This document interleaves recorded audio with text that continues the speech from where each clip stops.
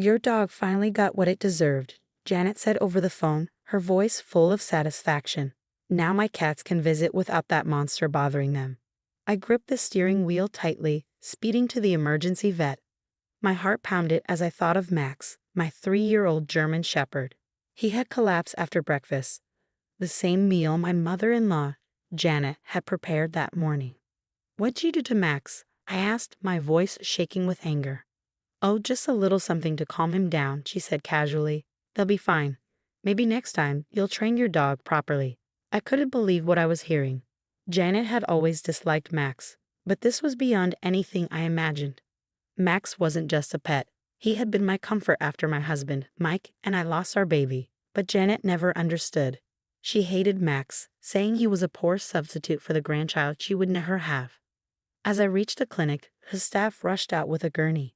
"Mrs. Mitchell," Dr. Santos greeted me. "We need to run tests right away." "Do you know what happened?" I swallowed hard, explaining how Max had collapsed and how Janet had just called, bragging about putting something in his food. Dr. Santos's face darkened. "We need to document everything. This is a crime." My phone buzzed with messages from Janet. "Dogs are replaceable. Maybe now you can focus on giving me real grandchildren. Mike never wanted that much anyway." I forwarded the messages to the vet, then called Mike. My hands were shaking. "Anna? What's wrong?" he asked. "Your mother poisoned Max," I said. She just admitted it. Silence. Then finally, that's impossible." "Check your messages." I recorded her call. He exhaled sharply. "I'm on my way." Dr. Santos returned with x-rays. "We found small capsules in Max's stomach. We're sending them to the lab." This was done on purpose. "Will he survive?"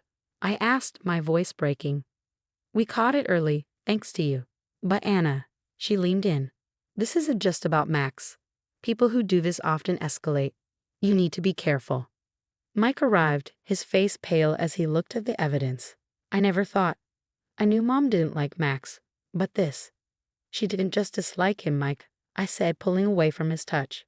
"She tried to kill him. She enjoys hurting people." My phone buzzed again. Another text from Janet. "A dog isn't a child, Anna. Time to grow up." I showed it to Mike. His expression hardened. "The police will want to talk to her," I said. He nodded. "Good. It's time someone stopped her." Janet thought she could get away with it, but she had no idea this was just the beginning. The next few days passed in a blur of police reports, veterinary updates, and increasingly unhinged messages from Janet.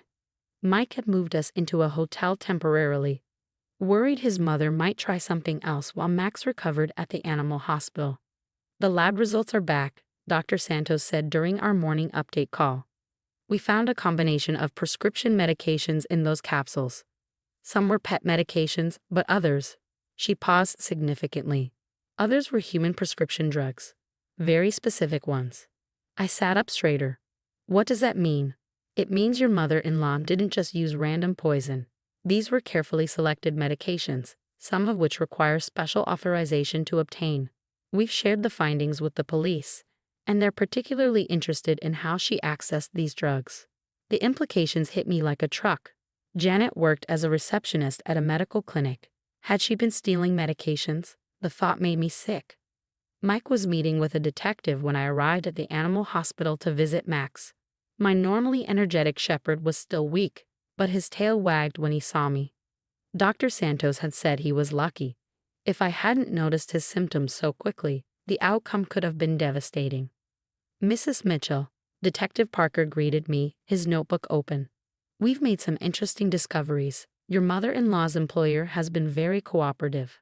Mike looked up, his face grim. "They've been missing medications for months, Anna. Small amounts, nothing obvious.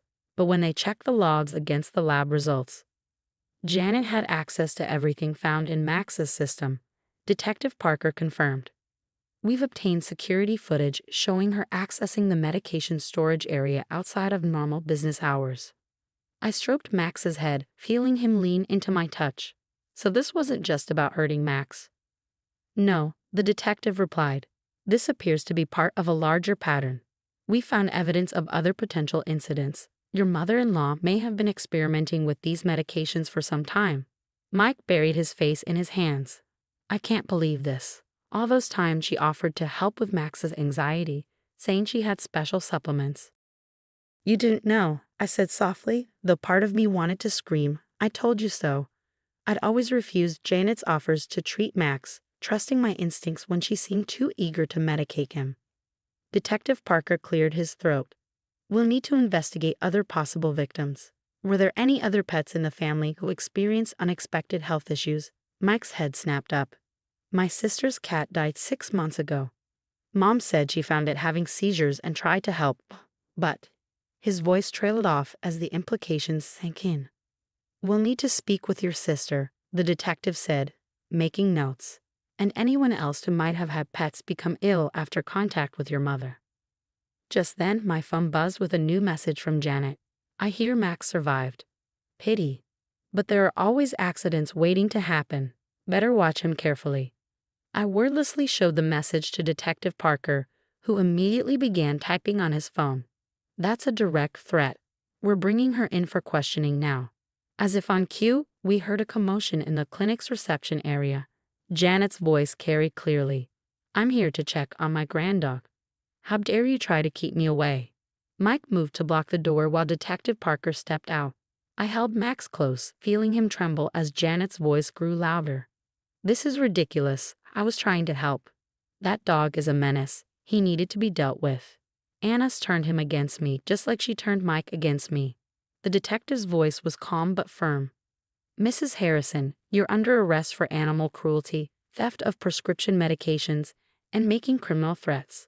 You have the right to remain silent. This is absurd, Mike. Tell them. Tell them how that dog ruined everything. Tell them how Anna chose a dog over giving me grandchildren. Mike stepped into the hallway, his voice stronger than I'd ever heard it. The only thing ruining this family is you, Mom. And it stops now. I heard Janet's outraged scream, followed by the sound of handcuffs clicking into place. Detective Parker's partner led her away, still shouting accusations and threats. Dr. Santos entered a few minutes later, looking shaken but determined. Well, that was dramatic. But I have good news. Max's latest tests show significant improvement. We should be able to send him home in a few days, with some precautions, of course. Mike returned to the room, his face a mix of relief and grief. Anna, I don't know what to say. All these years, I didn't want to see what was right in front of me. Mom wasn't just difficult or overprotective. She was dangerous. I reached for his hand, and this time I didn't pull away when he took it. We're going to need to make some changes, I said quietly. Real changes, not just temporary ones. He nodded, reaching out to pat Max with his free hand. I know, and I'm ready. No more excuses, no more trying to keep the peace. Mom needs help, professional help, and we need to protect our family. I looked at our dog, still weak but fighting to recover, and thought about how close we'd come to losing him. Janet's action hadn't just threatened Max. They'd revealed a darkness that had been poisoning our family for years. But as I watched Mike gently comfort our dog, I realized something had shifted. Sometimes it takes a crisis to open our eyes to the truth. Janet's attempt to destroy what she saw as a threat had instead destroyed her own power over our family. The detective's words lingered in my mind. This wasn't over yet. They were investigating other potential victims, and Janet's threats suggested she wasn't done. But for the first time in years, I felt like we were finally facing the problem together instead of letting it tear us apart. The months following Janet's arrest brought changes I never expected. The investigation uncovered a disturbing pattern. 3 other pets in the neighborhood had died under suspicious circumstances, all after Janet had helped watch them. Mike's sister Amy was devastated to learn her cat's death wasn't an accident, but her testimony proved crucial in building the case against their mother.